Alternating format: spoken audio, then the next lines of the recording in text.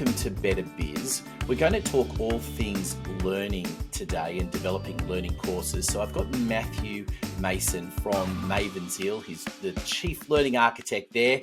Matthew, thanks for joining us. Thanks for having me. It's great to be on Better Biz.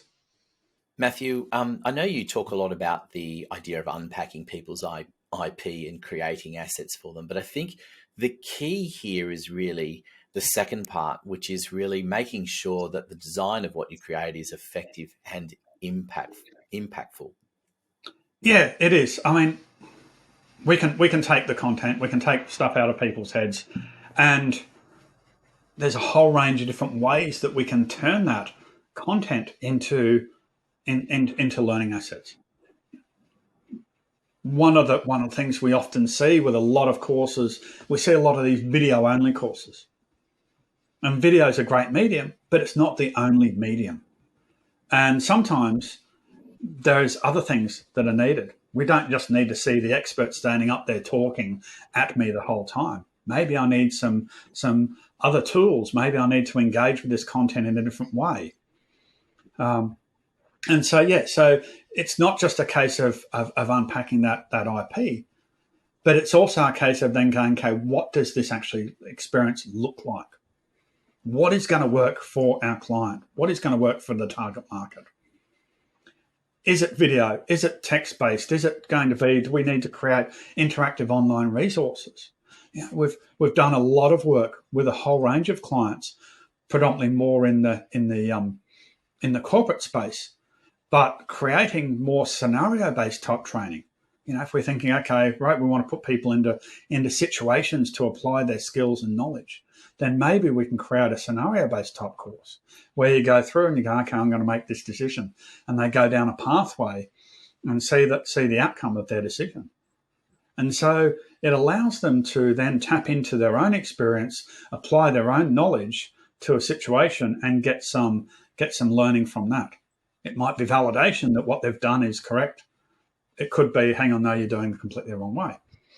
So yeah, it's not just a case of taking the IP and then going, great, let's get you to stand in front of a camera and do a whole lot of videos. And I know the irony of that as I stand here talking on video, but there is a whole range of other mediums that's available to engage with people and make that learning experience very impactful. I think it's an important idea, really, isn't it? When you understand what the outcome is that they're trying to achieve, you're supporting them with an implementation that is going to match that. Definitely. Yeah. You really need to look at the outcome. What is it? And this comes back to that analysis piece. I can't stress it enough how important that analysis is to understand what is the problem you're solving, who are you solving it for, and from that, then that gives you this idea. And we've got our personas model that we developed. You can jump onto our website and download it from there.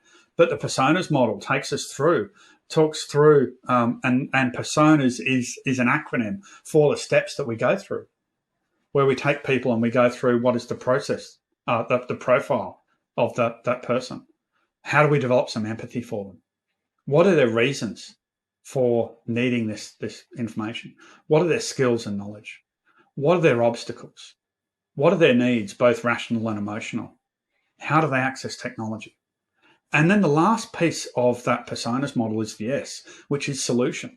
And it's a case of, well, how does my learning solution align to their profile? How does it align to their rational, their reasons and their emotional needs and rational needs and their skills and knowledge? And how does it align to how they access technology? Because that's a critical piece. We've got to do the analysis right, but then going, okay, does this align back to the outcomes we're trying to achieve and things? Yeah. Matthew, thanks for being a guest on the program.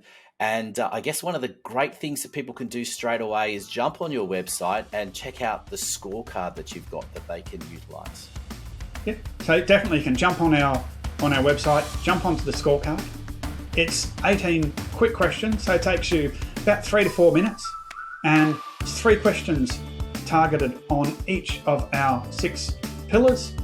And at the end of it, you'll get a free report, gives you a little bit more information about our pillars, and it's also personalized, tells you how you're performing, where you need to develop your strengths around those pillars for being able to leverage your expertise.